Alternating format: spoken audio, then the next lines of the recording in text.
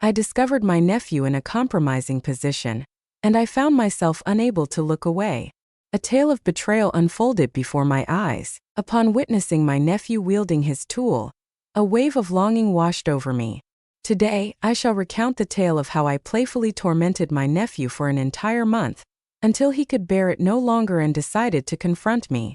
I am Jennifer, a 37-year-old individual navigating through the tapestry of life. My husband, Carlos, is 45 years old. Though we are without children, we reside in a spacious home in Florianopolis, a stunning city that embodies the essence of paradise. Carlos drives a truck, traversing vast distances and earning a respectable income along the way. Yet this also implies his absence from home, leading me to be a woman perpetually in search of fulfillment. In other aspects, our marriage has generally been strong, yet there were moments of solitude, particularly during those nights when he was away on the road. It was at that moment that my sister approached me with a request. My nephew Christian, her son, required a month in Florianopolis to ready himself for an army exam. Carla, with his characteristic generosity and kindness, readily agreed.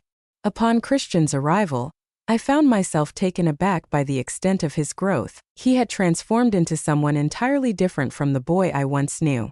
At the age of 23, he possessed a striking allure.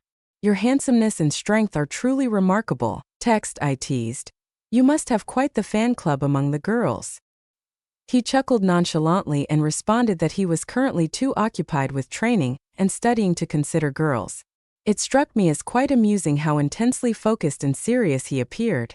Yet concurrently, I sensed a feeling within me starting to blossom. He appeared distinct from the other young men around him, and this uniqueness piqued my interest. That week, Carlos had to embark on yet another work trip, which signaled that I had already begun to strategize ways to draw his gaze. A scheme unfolded unbeknownst to him, a venture both novel and thrilling, igniting my anticipation for the possibilities that awaited with Carlos occupied by his work. It was just Christian and me in the house on that first day when I chose to prepare a simple lunch. As I stirred, I became acutely aware of my nerves, heightened by the presence of my nephew. A young adult stirred a sense of unease within me, though I hesitated to acknowledge it. As Christian entered the kitchen to lend a hand, a sense of curiosity washed over me. I observed his efforts to be as courteous as he could, yet it was evident that his eyes were drawn to me, unable to look away. This ensemble strikes me as overly extravagant. I extend my sincerest apologies. If that's the case, I find myself more at ease and proficient within the familiar confines of my home, I asked nonchalantly while arranging the tableware. Christian, taken aback by the question, smiled and replied, "No, Auntie, you look fantastic. There's no need for concern." Lunch unfolded in a leisurely manner, with the conversation flowing effortlessly. We engaged in a conversation about the exam he was gearing up for, and he shared insights into his training regimen. I remarked on his impressive strength and remarkable physique, the sort of body one typically encounters only on screen. He chuckled and expressed his gratitude for the compliment, mentioning his commitment before turning to you, Auntie, and inquiring if you've been engaging in any physical exercise. "You seem to be in excellent condition." I chuckled in response, "Nothing out of the ordinary. I have always possessed this form that your uncle appreciates." Yet over time, subtle changes began to unfold, and my nephew appeared to take notice. He exhibited a profound respect for my endeavors, choosing to remain silent in my presence. The week unfolded with a serene tranquility, each day flowing gently into the next. Carlos continued his journey, and my curiosity deepened regarding the ways I might enchant Christian. One afternoon, following a leisurely lunch, I resolved to tackle the dishes and invited Christian to lend a hand. He entered the kitchen, exuding a quiet and reserved presence, ready to undertake whatever tasks lay ahead. "Could you please dry the dishes?" I longed to have inquired, as I passed him a dish towel. He consented and started to work alongside me as we scrubbed away. The dialogue flowed easily, lacking any remarkable substance. Our conversation meandered through the mundane, touching on his adaptation to city life and the progress of his exam preparations. Yet, I couldn't help but notice the occasional flicker of his gaze toward the contours of my top, leaving me to ponder whether I was somehow captivating him. In that moment, I deliberately let a spoon slip from my grasp, feigning ignorance of my own actions. As I crouched, I lowered myself gently to retrieve it. Christian's intense gaze bore into me. I could sense his fluster without needing to glance in his direction. As I held the spoon and resumed washing the dishes, I maintained an air of nonchalance, yet I couldn't shake the feeling that something about Christian had shifted. He exhibited a certain reticence, his demeanor tinged with a hint of anxiety. He may have attempted to conceal it, yet I could discern the way his hands fidgeted, as though something troubled him within his pocket. He glanced at me, a flicker of surprise crossing his face at the question, and swiftly replied, "Nothing, Auntie." As I pondered the training, I offered him a reassuring smile and gently assured him that there was no need for excessive worry. He was performing admirably, and all would ultimately fall into place.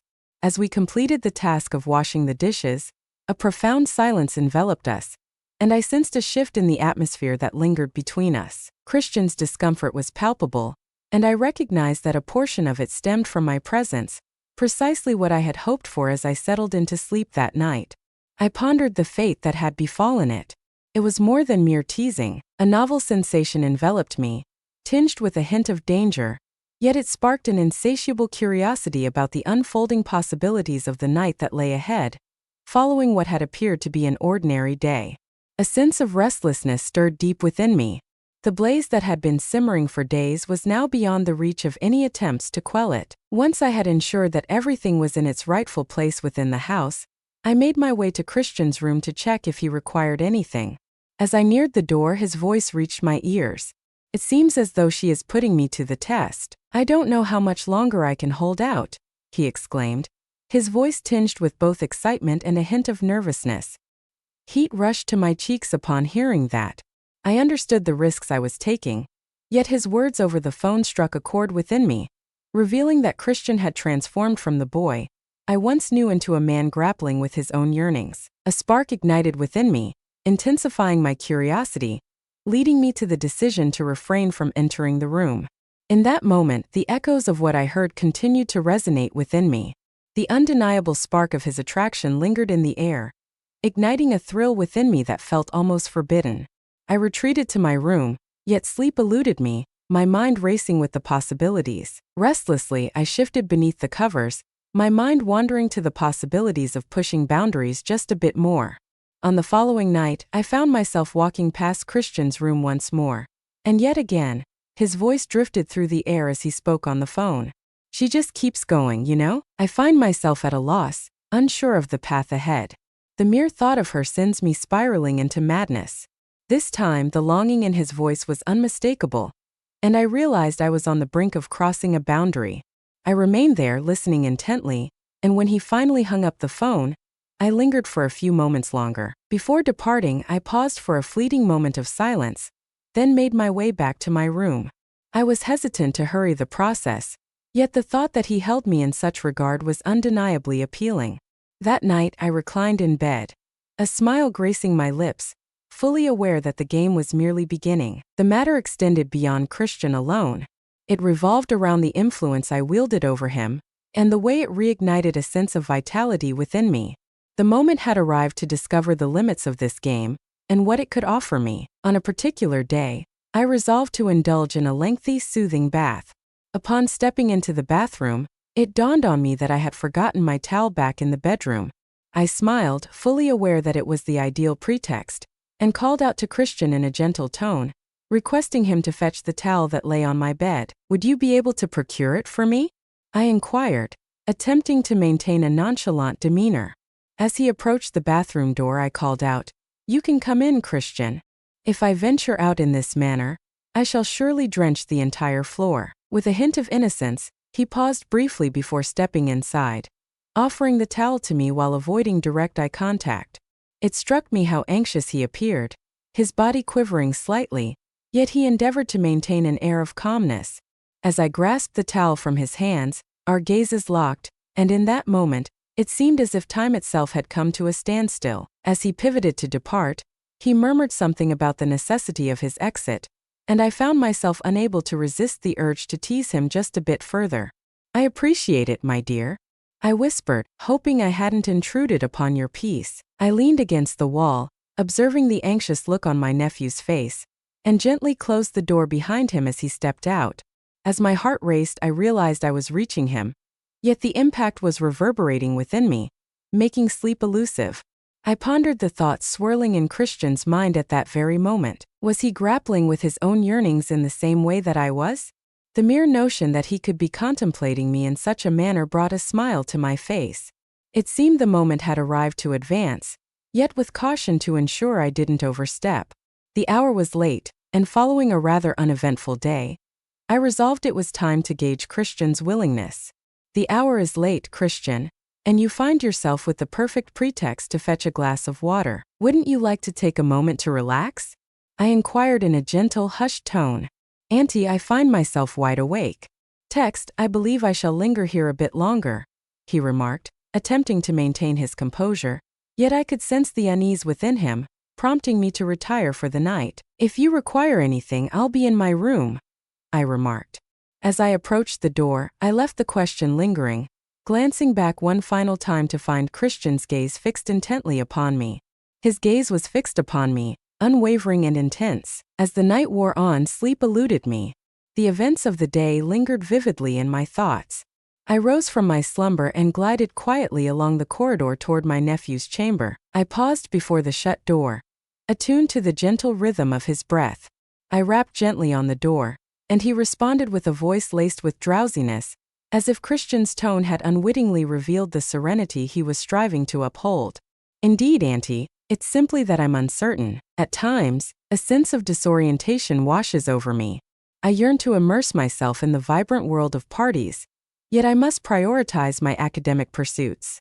I grasped the sentiment. I responded softly. In the solitude of our shared space, I gently rest my hand upon his, and the emotions swell within us. Rest assured, the gentle brush of my hand appeared to soothe him, igniting a spark of excitement in my nephew. In his eyes, I could discern the struggle against that yearning. You hold a unique place in my heart, Christian, and my deepest desire is simply to be with you. I apologize if my choice of attire occasionally leans towards the sensual. I find that I am more at ease in that manner, and should it trouble you, I can certainly adjust my attire accordingly. It is well understood that the male psyche often wanders into realms of mischief, even contemplating thoughts that might involve their own aunts. I chuckled awkwardly, and he regarded me with an intriguing blend of relief and longing. I have no objections, Aunt Jennifer. Yet, as you pointed out, a man often feels a rush of excitement upon encountering a woman of your stature, irrespective of familial ties. In that fleeting moment, he whispers a soft farewell before departing the room. Carlos came back home for a brief visit, and with his arrival, the familiar rhythm of our married life resumed, echoing the way it once was. Yet, in that moment there existed a bond that was uniquely ours, a connection between Christian and me. He gazed at me with an intensity that spoke volumes, each subtle provocation and glance laden with unspoken implications. Everything appeared to be poised, anticipating the perfect moment to unfold. The sun hung low in the sky, casting a warm glow as we chose to fire up the grill, embracing the joy of family togetherness. As I glanced over my shoulder, I initially believed it to be Carlos, but upon turning around I discovered it was, in fact, Christian. He was so near that I could sense the tension of every muscle pressed against me. As he leaned in just a fraction closer, my heart quickened, and he murmured, "No, I'm fine, but what brings you here? Your uncle is unlikely to be happy about your absence from the grill," I replied, striving to keep my composure, though my voice betrayed me with a slight tremor. Christian wore a smile that was familiar to me. Engrossed in his task with the meat, he spoke in a hushed tone, nearly a whisper, as if to ensure he wouldn't catch me lending a hand. In this moment, his words carried a weight that stirred a thrilling mix of anticipation and unease within me. He lingered near me as I persisted in chopping the vegetables, striving to focus, yet the closeness of his presence and the warmth radiating from his body made it utterly impossible to disregard. "Are you trying to provoke me?" Much like our own exchange, I posed the question, a blend of jest and anxiety, though only slightly, and he replied with a voice that danced between playful and earnest before he took a step back. Before the situation could escalate, I returned to the grill beside Carlos, who remained blissfully unaware of the chaos unfolding in the kitchen. I stood there alone, striving to regain control over both the circumstances and my swirling thoughts. As dinner unfolded, the intense exchange between Christian and me persisted. Carlos, for his part, remained entirely unaware, blissfully ignorant of the unfolding dynamics between us. With Carlos off on yet another journey, the house fell into a hushed stillness, creating space for us and the provoca. I stepped into my room. I slipped into a silk nightgown, its fabric short and delightfully soft against my skin. I reclined on the bed, yet slumber eluded me. I sensed Christian was just beyond the wall, likely as unsettled as I felt. The thought that he could be pondering me at the very moment I was lost in thoughts of him brought a smile to my face. With a gentle rise, I made my way to the door of my room. After a brief moment of hesitation, I swiftly resolved my thoughts. With gentle footsteps, I approached Christian's room and tapped lightly on the door. Upon opening it, I felt a flicker of surprise as his gaze traveled down my body, evaluating the circumstances before he replied. I too found myself wide awake. The view captivated me, and I sensed the intensity building between us. With measured steps, I drew nearer. "May I take a seat beside the bed?" inquired. Even though I was already aware of the response, he merely nodded, signaling his agreement with a subtle gesture. As I settled next to him, the closeness intensified my thrill, and I realized I was on the brink of crossing a boundary. "My dear, would you care to join me in a delightful game today to commemorate your impressive theoretical test score?" I inquired, my heart racing with anticipation. He responded to me with a voice that remained resolutely steady. "That is my deepest desire, dear Aunt Jennifer." You stirred my emotions significantly. "Please, I ask you to refrain from being unkind to me at this moment. Allow me a moment to savor this. There is no need for concern. Relish it throughout the day, my dear. Depart, and I shall be the prize you seek." Now you will dedicate yourself to passing the physical test. Shortly after we shared a long kiss. "I've never felt such a wave of relief once we finished," Christian remarked. I replied, noting that Carlos failed to make the most of those curves, and that I would need to seek out excitement elsewhere. Yet, with him at home, everything felt just right. As the days unfolded, Carlos remained absent from my life. The dwelling, once a sanctuary of comfort, had transformed into a stage where each utterance danced with ambiguity. Upon Carlos's return from his journey, a longing for the bar tugged at him, prompting him to dash off for a few drinks while I busied myself with his dinner preparations. Just then, Christian approached from behind, his familiar exuberance filling the air. "Take a deep breath. Your uncle has arrived today. Keep the bedroom door ajar, and I shall arrive at the stroke of midnight. Is that all right?" He spoke in a serene tone, bestowing 2 gentle kisses upon his cheeks. "It is merely Aunt Clara. Having experienced it, I find myself unable to resist the desire for you to drive me to madness," my nephew responded, aflame with passion, before he kissed me and retreated to the living room. Carlos arrived home, and once everyone had shared a meal, the hour for rest approached. As the clock struck midnight, Carlos succumbed to slumber. In a haze of slumber induced by excessive drinking, I found myself wandering into my nephew's room. He stood poised and eager to welcome me. Upon my entrance, I secured the door and began to shatter the silence. "Your physique is incredibly robust and firm, my dear, and that part of you sends delightful shivers through me." Christian, battling the desire to press his lips against mine, inquired, "Are you certain the cuckold has already drifted off to sleep?" "Darling, I wish to keep our game uninterrupted, so I bestowed upon him 2 tender kisses and assured him, 'Fear not, my love, for I am solely yours.'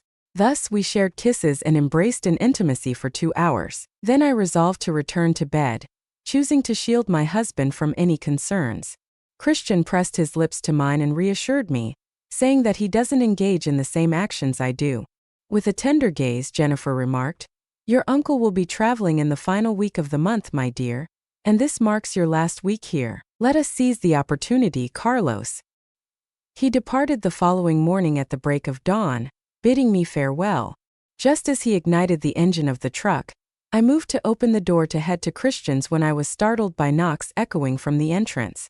It was he requesting entrance. I opened the door and he remarked, "Today I wanted to be. What do you think about my aunt's decision to leave her mark in this room and on this bed?" Clad only in a top, I responded with a playful tone, "Darling, this week, I want you to make your presence felt throughout the house. Leave behind every memory you can. Don't hold back." The moment those words left my lips, the air thickened with anticipation. He approached me, his lips finding mine with an intensity that spoke of unrestrained youth and fervor. Whispering, "I declare this to be the best trip of my entire life. Thank you, Aunt Clara." We frolicked through the night and rested right there. The following day, my nephew was out taking the final exam for the contest when I arrived. In every fleeting moment we shared that month, "You astonished me, Christian.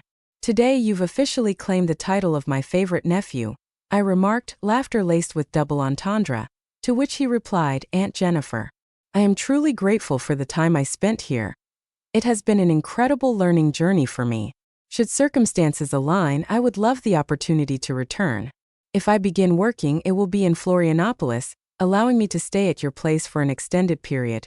Only if that is agreeable to you, of course." "Certainly, dear, my door is perpetually ajar for you. I yearn for more moments of joy with you." Our time together felt too brief, and I believe we could have embraced even greater daring. We shared an extensive conversation before he eventually took his leave. I find myself in a state of anticipation, eagerly awaiting his message to confirm the day of his arrival. I have already informed Carlos, and he responded without hesitation that Christian is welcome to stay here at home. If you enjoyed the video, consider subscribing to the channel, leaving a comment, and giving it a thumbs up. Want to hear more good stories like the video and follow me? Behind Love Channel Stories.